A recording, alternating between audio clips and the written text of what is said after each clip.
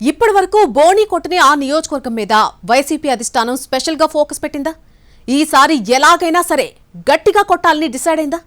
వలసలో అందులో భాగమేనా? అధికారంలో ఉన్న టీడీపీని కాదని అక్కడి నేతలు ప్రతిపక్షం వైసీపీలో చేరడానికి ఇందుకు సిద్ధమవుతున్నారు. ఇంతకీ ఈ పరిస్థితి అంతా ఎక్కడుంది? పట్టు కోసం ప్రతిపక్షం ఆపరేషన్ ఎలా సాగుతోంది? ఉమ్మడి గుంటూరు జిల్లా రేపల్లె నియోజకవర్గం వైసీపీకి కొరకరాని కొయ్యగా మారిపోయింది. ఆ పార్టీ ఇప్పటి వరకు ఇక్కడ బోని కొట్టలేదు. అభ్యర్థులను మార్చినా ఫలితం లేకుండా పోయింది. 2014లో మోపిదేవి వెంకటరమణ వైసీపీ తరపున పోటీ చేసి టీడీపీ అభ్యర్థి అనగాని సత్యప్రసాద్ చేతిలో ఓడిపోయారు. 2019లో కూడా సీన్ రిపీట్ అయింది. దీంతో 2024లో వైసీపీ అభ్యర్థిని మార్చింది. మాజీ మంత్రి ఈవూరి సీతారామమ్మ కొడుకు డాక్టర్ గణేష్ను రంగంలోకి దించినా ఫలితం లేకుండా పోయింది. ఈ క్రమంలో వరుసగా 3 సార్లు గెలిచిన అనగాని సత్యప్రసాద్ ప్రస్తుతం క్యాబినెట్లో ఉన్నారు. ఇలాంటి పరిస్థితుల్లో ఎలాగైనా సరే రేపల్లెపై పట్టు సాధించాలంటూ సీరియస్గా ఉందట వైసీపీ అధిష్టానం. అందులో భాగంగా ఇన్ఛార్జిని మార్చారు. ఈ ఊరి గణేష్ స్థానంలో పీటా నాగమోహన కృష్ణను నియమించారు. అప్పట్నుంచి రేపల్లె వైసీపీలో కాస్త జోషొచ్చిందని చెబుతున్నారు. తర్వాత రేపల్లెకు చెందిన మరో సీనియర్ నేత మోపిదేవి శ్రీనివాసరావు వైసీపీలో చేరారు. ఆయన రాకతో కొంత బలపడిందనే విశ్లేషణలు ఉన్నాయి. ఇక ఇన్ఛార్జ్ నాగమోహన కృష్ణది గౌడ సామాజిక వర్గం కాగా మోపిదేవి శ్రీనివాసరావు కాపు. ఈ 2 కులాల ఓటర్లే రేపల్లెలో టాప్ 2లో ఉన్నారు. గౌడ 45,000, కాపు 42,000 వరకు ఓట్లున్నాయి. దీంతో ఈ 2 సామాజిక వర్గాలను ప్రసన్నం చేసుకుంటే చాలు రేపల్లెలో గెలుపు తేలిక అంటూ లెక్కలేసుకుంటోంది వైసీపీ అధిష్టానం.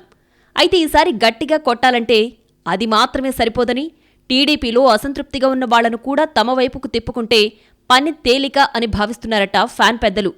మంత్రి అనగానికి ప్రధాన అనుచరుడిగా ఉన్న కాపు సామాజిక వర్గానికి చెందిన గూడపాటి శ్రీనివాసరావు కొంతకాలంగా టీడీపీ కార్యక్రమాలకు దూరంగా ఉంటున్నారు. దీంతో వైసీపీ కన్ను ఆయన మీద పడింది. మంత్రి సోదరుడు శివప్రసాద్కు గూడపాటికి మధ్య విభేదాలు ఉన్నాయని రేపల్లెలో పెద్ద ఎత్తున చర్చ జరిగింది. ఆయన పార్టీ కార్యక్రమాలకు దూరంగా ఉండడానికి ప్రధాన కారణం అదేనని అంటారు. ఈ పరిణామ క్రమంలో టీడీపీకి రాజీనామా చేస్తున్నట్లు సడన్గా ప్రకటించారు శ్రీనివాసరావు. సోదరుడితో విభేదాలు ఉన్నాయన్నా మంత్రి అనగానితో సాన్నిహిత్యం కారణంగా గూడపాటి పార్టీని వీడరని అందరూ భావించారు. కానీ అందుకు భిన్నంగా నిర్ణయం తీసుకోవడం ఒక రకంగా రేపల్లె టీడీపీకి షాకేనని అంటారు. ఆ షాక్ నుంచి తేరుకునే లోపే వైసీపీ అధినేత జగన్ను కలిశారు మంత్రి సన్నిహితుడు. ఆ తర్వాత రేపల్లెకొచ్చి మీడియాతో మాట్లాడారాయన. తాను జగన్ను కలిసిన విషయాన్ని కన్ఫర్మ్ చేస్తూ త్వరలో వైసీపీలో చేరతానని కూడా ప్రకటించేశారు. మంత్రి సోదరుడితో విభేదాలు, టీడీపీలో తనకు ప్రాధాన్యత లేకుండా చేశారన్న అసంతృప్తి గూడపాటిలో పేర్కొనిపోవడాన్ని బాగా గమనించిన వైసీపీ నేతలు ఆయనకు టచ్లోకి వెళ్లి బాగా కాకమీదున్నప్పుడే కొట్టి తమకు అనుకూలంగా మార్చుకున్నట్లు విశ్లేషిస్తున్నారు పొలిటికల్ పండిట్స్. ముందుగానే అంతా సెట్ చేసుకుని ఆ తర్వాతే టీడీపీకి రాజీనామా చేశారన్న టాక్ కూడా నడుస్తోంది. తన పొలిటికల్ కెరీర్కు జగన్ భరోసా ఇచ్చారన్నారు గూడపాటి.